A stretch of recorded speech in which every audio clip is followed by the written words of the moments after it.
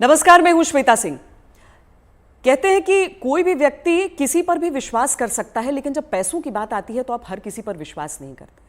लेकिन कुछ नाम ऐसे होते हैं जो नाम आप अपने पैसों के साथ भी उन पर भरोसा करते हैं, उनकी जो सलाह है, उनका जो मशवरा है उसे लेते हैं। ये सबसे सरल और सामान्य भाषा में मैं अपने मेहमान का इंट्रोडक्शन आपको दे सकती हूँ।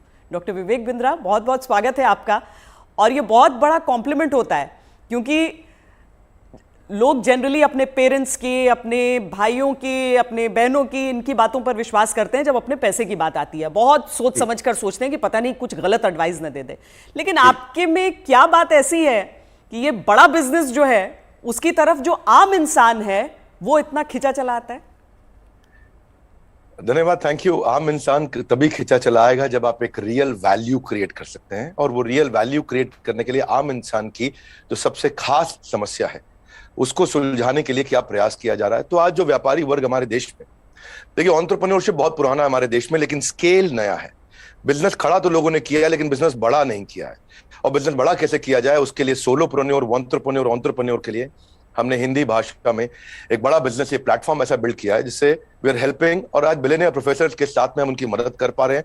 लगभग 10 करोड़ लोग हमारे वीडियोस हर महीने देखते हैं, विच इज 100 मिलियन का हमारा मंथली एक्टिव यूजर है, और एक फार रीचिंग इम्पैक्ट है। आज 750 डिस्ट्रिक्ट के अंदर आज हमारे ऑफिस, माइक्रो फ्रेंचाइजी उनके साथ में नीचे जाके एक आम आदमी का हैंड होल्डिंग कर रहे हैं। अपना ये एक मुद्दा है कि रिक्शा वाले को भी हम एक बड़ा एंटरप्रेन्योर टेक्नोलॉजी के साथ एनेबल, साधारण भाषा में सिखा के उसे कैसे आगे बढ़ा दें। अच्छा, सुना है कि आपको कुछ गिनीज बुक रिकॉर्ड्स में भी नाम है, कई सारे रिकॉर्ड्स हैं इनफैक्ट। धन्यवाद, थैंक यू। हाँ, ठीक बात है। हालांकि ये वर्ल्ड रिकॉर्ड बनाना हमारा गोल नहीं है, वो एक आउटकम है। गोल हमारा था कि क्या हुआ पेंडेमिक में। अब मुझे वो 2020 का वो समय याद आता है, जिस समय अप्रैल का टाइम था, बहुत ज्यादा सब जगह इतना ज्यादा उस समय माहौल पैनिक का था कि लोगों को समझ नहीं आ रहा था क्या किया जाए। तब हमने पहला एक वेबिनार किया। एक वेबिनार में अमूमन 100, 200, 500, 1000 लोग आते हैं। हमारे वेबिनार में 10 लाख, 15 लाख, 20 लाख लोग आए, तो गिनीज वर्ल्ड रिकॉर्ड में आ गया। तो हमने स्ट्रैटेजी का, सेल्स का, ऑपरेशंस का, रिटेल का, स्टार्टअप का, हमने हर सब्जेक्ट पे, लीडरशिप पे, इन सब पे हमने वेबिनार्स किए, मार्केटिंग पे, और हर बार जो वेबिनार था वर्ल्ड रिकॉर्ड में आता चला गया। आज लगभग Guinness book of world record हमारे 9 हैं, और golden book of world record मिला के हमारे 10 वर्ल्ड रिकॉर्ड बन चुके हैं। ये जो शो आप कर रहे हैं, जो जीता वही Sikandar, horses table, good news today पर, इस शो का कॉन्सेप्ट क्या है? क्या है इस शो में? देखिए, वैसे तो होना चाहिए जो जीता वही चंद्रगुप्त मौर्य। हाँ। क्योंकि चंद्रगुप्त जीते थे, सिकंदर नहीं जीते, पर क्योंकि ये कहावत बहुत ज्यादा मशहूर है तो ये नाम भी रखा गया और बड़ा अच्छा चला। ये on the spot funding reality show है। इसमें 8 इन्वेस्टर आते हैं, हर एक इन्वेस्टर अपने साथ 5 करोड़ रुपए रेडी रखता है। 24 स्टार्टअप सामने आते हैं। स्टार्टअप आता है, रियलिटी शो है, पैसा इन्वॉल्व है।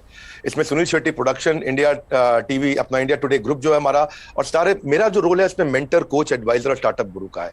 तो हम लोग मैक्रो इंडस्ट्री का एनालिसिस भी देते हैं और साथ में माइक्रो बिजनेस का एनालिसिस देते हैं। स्टार्टअप आता है, इधर सबके सब इन्वेस्टर बैठे रहते हैं, आमने सामने चर्चा होती है, वहीं सब ओके हो जाता है, वहीं पैसा और उनके बदले में उनकी इक्विटी ली जाती है। तो बड़ा अच्छा शो है। पैसा लेने के लिए देखिए कई तरीके हैं। सेल्फ फंड आदमी कर सकता है, दोस्त से ले सकता है, परिवार से ले सकता है, लेकिन जो एंजल इन्वेस्टमेंट है, वो एंजल इन्वेस्टमेंट वो आपसे छोटी सी एक ओनरशिप, हिस्सेदारी कंपनी में ले लेता है। जो एंजल आता है वो एंजल की तरह काम करता है। बहुत सारे एंजल इन्वेस्टमेंट के लिए बड़े अच्छे सारे प्लेटफॉर्म्स हैं, startup grind, Indian angel network, venture catalyst, Chennai angel, lead angel, Sequoia, Nexus, Kalaari, Mumbai angel, बहुत है। लेकिन तब भी बावजूद उसके केवल 2% लोगों को पैसा मिल पा रहा है। 98% लोग फेल हो जाते थे। तो उसी के लिए हम लोगों ने मिलकर ये शुरू किया हॉर्सेस टेबल, जहां पे हम और लोगों को पैसा दे सके, उनकी मदद कर सके। अगर उनके आइडिया में दम है तो उनकी ग्रोथ में हिस्सेदारी देने के लिए हमारे इन्वेस्टर साथ में आते हैं, और मैं उसको वहां पे आके मॉडरेट करता हूं, मैं अपनी एडवाइस देता हूं, जिसके बेसिस पे आगे हम लोग उसको आगे बढ़ा पाते हैं। मतलब इसमें कोई भी आ सकता है, कोई भी जो जिसके पास कोई आइडिया हो कि किस तरीके से आगे कोई बिजनेस हो सकता है। ज़रूरी नहीं है कि कोई बड़े बड़े ग्रुप्स हों, बिजनेस हाउसेज हों। ये मकसद क्या है इसका? आइडिया कहाँ से आया? श्वेता जी, यही तो मेन मुद्दा है कि अगर आज मैं गुवाहाटी के आगे वहां से 200 किलोमीटर दूर जाके, जहां असली भारत बसता है, जो केवल दिल्ली मुंबई में नहीं है, उन लोगों को हम ला सके, उनको बढ़ा सके। देखिए, आइडिया यहां से आया कि एक एडम स्मिथ नाम के जेंटलमैन रहे, उन्होंने मैक्रो इकोनॉमिक्स पे किताब लिखी है। 200 साल पुरानी किताब है, उसको पढ़ने के बाद कुछ नहीं चाहिए। वो कहते 4 चीजें होनी चाहिए। एक जिस देश की पॉपुलेशन बढ़ रही है वहां बिजनेस अच्छा होगा, जहां टेंडेंसी टू कंज्यूम है, हमारे देश में स्वतंत्रता बहुत है, कुछ भी कंज्यूम कर सकते हैं, हमारा देश चाइना की तरह नहीं है। तीसरा, जहां एंटरप्रेन्योर बहुत है, और चौथा जहां इनोवेशन है। तो चारों लिहाज से 4 में से 3.5 नंबर इंडिया को दिए जाते हैं। इंडिया में एंटरप्रेन्योरशिप बहुत तेजी से बढ़ रहा है। तो हमारे को, आपने पूछा आइडिया कहां से आया, आइडिया यहां से आया कि गड्ढा ढूंढने का एक ट्रेनिंग दिया जा रहा है, इसके द्वारा लोगों को इंस्पायर किया जा रहा है कि कैसे एक स्टार्टअप आए, क्या वो कस्टमर का टाइम बचा रहा है तो उसको पैसा मिल सकता है, हाँ भाई बड़ा अच्छा कर रहे हो आप, क्या वो कस्टमर का एफर्ट बचा रहा है, क्या वो कस्टमर का कोई कंफ्यूजन घटा रहा है, क्या वो कस्टमर के लिए सामान सस्ता लेके आ रहा है, क्या वो कस्टमर की प्रायोरिटी पे उसको फोकस करा रहा है, क्या वो कस्टमर को बढ़िया स्किल सर्विस, क्या वो कस्टमर को कोई वेंडर आइडेंटिफाई करके दे रहा है, क्या कस्टमर के लिए कोई कन्वीनियंस क्रिएट कर रहा है। तो बेसिकली ये urban company Oyo, Swiggy, Ola, Zomato, Flipkart, Just Dial, zoom, ये सब इंडियन स्टार्टअप्स हैं जो कस्टमर की कोई ना कोई समस्या को सुलझा रहे हैं, और जैसे वो समस्या सुलझाते हैं, और इसी के लिए हम इंस्पायर करना चाहते हैं कि स्टार्टअप ऐसा ही है जो कस्टमर की बर्निंग प्रॉब्लम को, ज्वलंत समस्या को सुलझा सके। पर इसके आगे क्या होगा? मतलब अगर कोई इंसान है, जैसे मान लीजिए मेरे पास ही कोई आइडिया है, तो मुझे तो बिजनेस चलाने के बारे में मालूम नहीं है, फंडिंग अगर मान लीजिए मुझे मिल भी जाती है यहाँ पर, तो आगे क्या बिजनेस चलाने में मदद भी मिलेगी? बहुत अच्छा प्रश्न है आपका। देखो, जब इन्वेस्टर आता है ना, तो वो स्मार्ट कैपिटल लेके आता है, केवल पैसा नहीं लाता है, वो एक हैंड होल्डिंग सपोर्ट लेके आता है। बड़ा बिजनेस साथ में, हमारी कंपनी भी आ रही है तो हम उनको लाइफ टाइम मेंबरशिप देते हैं, ट्रेनिंग देते हैं। देखिए, जब इन्वेस्टर आता है तो वो स्टार्टअप को मेंटरशिप देता है, एडवाइस देता है, रिसोर्सेज देता है। तो इसीलिए ये जो हॉर्सेस टेबल है, जो हमारे आज यूट्यूब चैनल पे आ रहा है, जीएनटी पे आ रहा है, गुड न्यूज टुडे, और अच्छा नेटवर्क आपने चालू किया है, तो ये हम यहाँ पे इन्वेस्टर एक स्टार्टअप को आगे जाके और फंड रेज करने में मदद करता है कि सीरीज ऑफ इन्वेस्टमेंट पिचेस डाल सके। हर स्टेज पे उसके साथ इन्वॉल्व होता है। एक आइडिया स्टेज से रेवेन्यू जनरेटिंग स्टेज तक इन्वेस्टर साथ में जुड़ता है। कई बार तो इन्वेस्टर अपना फ्री ऑफिस स्पेस भी देता है। अगर आपकी कंपनी छोटी है, आप हमारे ऑफिस से आकर शुरू कर सकते हो। उनको डिजिटल मार्केटिंग सपोर्ट देता है, टेक्नोलॉजी बनाने में, मैन पावर लाने में। तो ऐसा नहीं, इतना ही नहीं है, बल्कि मैं आपसे ये भी बताऊंगा कि फंड का इस्तेमाल कैसे हो रहा है, इस पर भी स्टार्टअप आकर के स्टार्टअप के ऊपर इन्वेस्टर नजर रखता है। इन्वेस्टर देखता है कि ड्यू डिलिजेंस करता है, उनको स्मार्ट कैपिटल देता है, उनके नेटवर्क को बढ़ाता है, उनको फ्यूचर इन्वेस्टर अट्रैक्ट करने में पूरी मदद करता है, उसको ब्रांड बिल्डिंग करता है, उसका माउथ पीस बन जाता है। वो केवल पैसा नहीं इन्वेस्ट करता है, वो उसको पूरी गाइडेंस देता है आगे, उसको बिल्कुल हॉक आई के साथ में जुड़ा रहता है, उनकी रिपोर्ट्स लेता है हर हफ्ते, हर महीने। ऐसा नहीं कि जैसे लिस्टेड कंपनी तो क्वार्टरली रिपोर्टिंग करते हैं, इनसे तो हर महीने रिपोर्ट किया। तो स्टार्टअप पे कड़ी नजर भी रहती है कि वो पैसा कैसे इस्तेमाल कर रहा है, और उसको हैंड होल्डिंग करके सपोर्ट करके ग्रोथ के लिए भी मदद की जाती है। इसीलिए इसी लिहाज से हॉर्सेस टेबल एक रेवोल्यूशनरी कॉन्सेप्ट है जो आज जीएनटी के साथ बड़ा बिजनेस मिलकर के लेके आया है। ये बड़ी अच्छी चीज़ है, क्योंकि थोड़ा तो मार्गदर्शन भी चाहिए सबको, लेकिन नज़र भी रखनी ज़रूरी है। लेकिन एक थ्योरी ये भी है डॉक्टर विवेक बिंद्रा कि स्टार्टअप्स का बबल एक क्रिएट हुआ था, और वो जो बुलबुला है वो अब धीरे धीरे फूट रहा है। आपकी क्या सोच है इस पर? नहीं, मैं ऐसा बिल्कुल नहीं मानता। ये कोई बुलबुला नहीं, ये रियल सब्सटेंस है। अगर ये बबल है तो हमें मानना होगा कि 700 मिलियन इंटरनेट यूजर भी इंडिया में बबल है। इंटरनेट यूज करना बंद कर देंगे क्या लोग? आज UPI card payments, net banking, transaction, ये सब बंद हो जाएगा। अक्टूबर में ही साल $100 बिलियन की ट्रांजैक्शन यूपीआई पे इंडिया में हुई है। ये स्टार्टअप का नतीजा है। रेवोल्यूशनाइज किया है डिजिटल ट्रांजैक्शंस को, ये स्टार्टअप का नतीजा है। बहुत सक्सेसफुल स्टार्टअप्स आ रहे हैं। 42 नए यूनिकॉर्न एक साल में आए हैं। आप समझिए, जितने यूनिकॉर्न 10 साल में बने, यूनिकॉर्न का मतलब 7,500 करोड़ की कंपनी, जितने स्टार्टअप 10 साल में बने, उतने ही स्टार्टअप पिछले 1 साल में भी बन गए। तो ये बबल नहीं है। इंडिया इस समय टॉप 3 यूनिकॉर्न प्रोड्यूसर में जो स्टार्टअप के है उसका नाम आ चुका है। यानी कि हर 9 दिन के अंदर हमारे देश में एक नया $1 बिलियन स्टार्टअप पैदा हो रहा है। स्टार्टअप जो है ना, ये अब 2011 में 9.5 साल लगा करते थे, और उसके बाद ये समय कम होता चला गया। 2012 से जो स्टार्टअप आया वो 4.5 साल में $1 बिलियन हो गए। आप ये समझिए कि ट्रैवल एजेंसी जो होती थी वो Goibibo, Thomas Cook, MakeMyTrip में आ गई। सरकारी नौकरी घट रही है, स्टार्टअप बढ़ रहे हैं।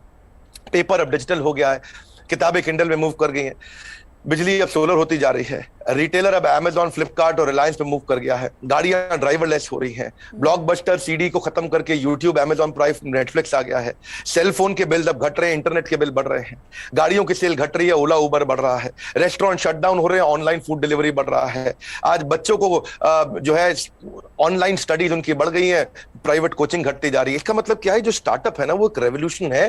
पहले कबूतर चिट्ठी लेके जाता था, आज व्हाट्सएप चिट्ठी लेके जा रहा है। इसके बीच में बहुत लंबी जर्नी थी, और सिलिकॉन वैली में कम से कम 15 स्टार्टअप ऐसे बैठे हैं जो व्हाट्सएप के खात्मे की तैयारी कर रहे हैं। और नेक्स्ट जो रेवोल्यूशन आएगा, नेक्स्ट सिलिकॉन वैली, आने वाले समय में बेंगलुरु से शुरू होकर के भारत से ही आगे निकलेगा। वाह, क्या बात। लेकिन कई स्टार्टअप्स फेल भी तो होते हैं, कई स्टार्टअप्स फेल हो जाते हैं, इसकी वजह क्या रहती है? श्वेता देवी, ऐसा स्टार्टअप फेल होने के मेन 8-10 बड़े कारण होते हैं। पहला तो कोई डिफरेंशिएशन ना हो, आप वही कर रहे हो जो बाजार में सब कर रहे थे। दूसरा, फोकस की कमी हो, सारी चीजें करने में लगे हैं, फोकस नहीं है। तीसरा, उनकी एग्जीक्यूशन की स्पीड कमी है। चौथा, अगर बिजनेस अच्छा ले भी आए तो रेकरिंग रेवेन्यू नहीं है, वो कस्टमर के साथ माल दो पैसा लो रिश्ता खत्म। रेकरिंग रेवेन्यू यानी कि बार बार उसके साथ ट्रांजैक्शन होना चाहिए। पांचवा, कि वो अपनी टीम अच्छी नहीं बना पाते, दे हायर पुअरली, और एक कमजोर टीम लेके आते, एक कैटेगरी टीम नहीं बिल्ड करते।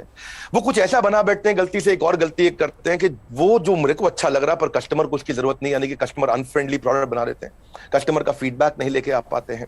पैशन नहीं होता है, प्रॉफिट के चक्कर में चले गए लेकिन पैशन नहीं है। ये बड़ा जरूरी है। आंसर बड़ा महत्वपूर्ण है। जो आज व्यूअर देख रहे हैं उनको ये समझना चाहिए कि अगर बिजनेस मॉडल और रेवेन्यू मॉडल कमजोर है, प्री मैच्योर स्केल किया, बिजनेस खड़ा हुआ नहीं, बड़ा करने पहले निकल गए, बिना टेक्नोलॉजी के स्केल किया और उसके चक्कर में फिर आपने कर्जा भी ले लिया, तो फिर जो है वो एग्जीक्यूशन और स्लो होगा, प्रॉफिट और कैश फ्लो खत्म होगा और फिर कैश बर्नआउट के बाद आप फंड भी रेज नहीं करेंगे। यही मुख्य कारण होते हैं कि स्टार्टअप फेल होते हैं। तो पहले बिजनेस को खड़ा करना है, बाद में बिजनेस को बड़ा करना है। क्या हम समझे कि एक स्टार्टअप कल्चर है अब और ये डेवलप हो रहा है, और ऐसे में भविष्य से आपकी क्या उम्मीदें हो जाती हैं?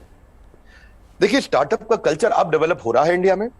पिछले काफी समय से हम ऑब्जर्व कर रहे थे, नंबर 1 पे सिलिकॉन वैली, न्यूयॉर्क सिटी, उसके बाद London, Chicago, Los Angeles, Seattle, Boston, Berlin, Tel Aviv Israel में जो है, और सिंगापुर। यही केवल 10 शहर थे दुनिया के अंदर जहां स्टार्टअप्स बिल्ड हुआ करते थे। अब अचानक बेंगलुरु बहुत तेज आगे आया। हम जो पीछे थे अब हम आगे बढ़ रहे हैं। परंतु क्यों हम पीछे रह गए थे और भविष्य में कैसे आगे बढ़ेंगे उसको समझते हैं। हम पीछे इसलिए रह गए क्योंकि हमारा इंडियन एजुकेशन सिस्टम बहुत कमजोर था। इंसान को रोटी कपड़ा मकान के अलावा सबसे ज्यादा जरूरी है शिक्षा, और यहां पे ग्रेजुएट इतने प्रोड्यूस हो रहे हैं जितने कंज्यूम नहीं हो रहे थे। Real time corporate campus experience नहीं है, पढ़ाई पुरानी है, स्टैग्नेंट सिलेबस है, कन्वेंशनल थियोरेटिकल क्लासरूम अप्रोच थी। इस चक्कर में अंडर एम्प्लॉयमेंट जो है वो अनएम्प्लॉयमेंट से ज्यादा बड़ी समस्या है। आज राजनेता लोग सबके सब हमारे यहाँ पॉलिटिक्स में अनएम्प्लॉयमेंट की बात करते हैं, लेकिन अंडर एम्प्लॉयमेंट कितनी बड़ी बात है कि अब ग्रेजुएट पोस्ट ग्रेजुएट को 14,000 रुपए की तनख्वाह मिलती है, पीएचडी होल्डर को आज अगर 20,000 की तनख्वाह मिल रही है तो कितना बुरा हाल है। लो इंडस्ट्री डिमांड है, इनकॉम्पिटेंट फैकल्टी है, जो कॉलेज में पढ़ा रहा है उसको पढ़ाना नहीं आ रहा, कॉलेज में प्रोफेसर वो बन रहा है जिसको कोई नौकरी नहीं मिल रही है। तो स्टूडेंट की एस्पिरेशन बहुत थी, प्रिपरेशन यहाँ थी, प्रिपरेशन है नहीं, एस्पिरेशन बहुत ज्यादा है। उस चक्कर में हमने हार्वर्ड के प्रिंसिपल्स को इंडिया में अडॉप्ट किया कि 80% case study, 10% project, 5% lecture, 5% learning. ये है 100% का पूरा मॉडल। और आप जो है, ये जो आपने आपका बेसिकली प्रश्न है कि कल्चर डेवलप हो रहा है। हाँ, अब ये कल्चर डेवलप हो रहा है। ओरिजिनल क्वेश्चन आपका यही है कि कल्चर ऑफ इनोवेशन आ रहा है, और इससे ना इकोनॉमिक एक्टिविटीज, मनी सर्कुलेशन अपने आप इंप्रूव होता है, और इससे देश में फर्क आ रहा है। मेरा कंक्लूजन यही है कि लोगों के पास आइडियाज हैं, कैपेबिलिटी है। हमने जो ये शुरू किया है हॉर्सेस टेबल, जो जीता वही सिकंदर, ये एक ऐसा रेवोल्यूशनरी कॉन्सेप्ट है जिससे एक आम आदमी को भी ना मन में ये फीलिंग आ गया है, यार आइडिया देने पे पैसा मिल सकता है तो मुझे भी कुछ करना चाहिए। केवल आइडिया देने पे पैसा मिल रहा है, भैया तो कमाल हो गया है, मैं भी आता हूं, मैं भी आगे बढ़ता हूं। बड़ा उत्साह इस समय बढ़ रहा है देश का। हमारे यूट्यूब चैनल पे हमको बहुत फीडबैक्स मिल रहे हैं, जीएनटी पे मैंने देखा बहुत से फीडबैक्स मिल रहे हैं, लोग बहुत पसंद कर रहे हैं, शेयर रेट बढ़ गया, वीडियो कंजम्पशन रेट बढ़ गया। नहीं, आप बहुत सही बात कह रहे हैं, क्योंकि 12वीं कक्षा की इकोनॉमिक्स जब हम पढ़ते हैं तो उसमें अनएम्प्लॉयमेंट में तो कई चैप्टर्स हो जाते हैं, अंडर एम्प्लॉयमेंट सिर्फ एक सबहेड के तौर पर नजर आता है। लेकिन बहुत बड़ी समस्या है, देश में टैलेंट की कमी नहीं है, टैलेंट पूल है हमारे सामने। लेकिन कोई ऐसा रोड मैप आपको नजर आता है कि जो प्रतिभा है युवाओं की, उसके हिसाब से उन्हें मौके मिल सके? रोड मैप एक ही है कि आज बच्चों को लैक ऑफ क्लैरिटी है, उनको प्रोफेशनल करियर सब्जेक्ट कोर्स इसके बारे में जानकारी नहीं है। तो रोड मैप केवल एक ही है कि उसको कंटिन्यूअस लर्निंग का मतलब है कंटिन्यूअस अर्निंग। उसको अपने साथ एक डिसिप्लिन बिल्ड करके अपने साथ मूक यानी कि मैसिव ओपन ऑनलाइन कोर्सेज दुनिया भर में आ गए। लगातार सीखने से खाली दिमाग खुले दिमाग में परिवर्तित हो जाएगा। अब जो anyone who keeps on learning he will stay young forever, ये हेनरी फोर्ड ने बोला है। बड़ा बिजनेस भी इसीलिए आया। दुनिया भर में कॉर्पोरेट ट्रेनिंग हो रही थी, स्किल डेवलपमेंट हो रहा था, K-12 की बात हो रही थी, टेस्ट प्रिपरेशन हो रहे थे, बायजूस, वेदांतु सब आ गए, लेकिन एक आम आदमी के लिए, व्यापारियों के लिए सिखाने के लिए कुछ नहीं था। तो रोड मैप ये है कि आपको आज लर्निंग पर फोकस करना चाहिए।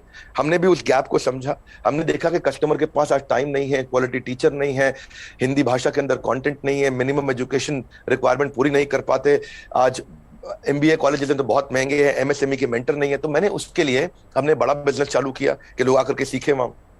क्या मॉडल है? Any time, anywhere, any device. कोई मिनिमम एजुकेशन नहीं चाहिए, वीडियो, वॉइस, वर्नाक्युलर, आपका टाइम हम सेव करेंगे ताकि आप सक्सेस मिले आपको इजी टू यूज कर दिया है। सारे business planning tool, framework, agreement, उनको डॉक्यूमेंट, स्ट्रैटेजी शीट, हर एक चीज बना के हैंड होल्डिंग के साथ, कोई भी सब्जेक्ट में फंसे वो, strategy, sales, HR, finance, customer service, funding, operations, technology, marketing, admin, legal, production, इस सब में उसको मदद करते हैं ताकि वो आकर के सीखे। तो बेसिकली रोड मैप ये है कि आदमी को सीखना चाहिए। हमने ऐसा किया है कि हमने 750 रुपए महीने पे एक एग्जीक्यूटिव एमबीए उसको कराना शुरू कर दिया है।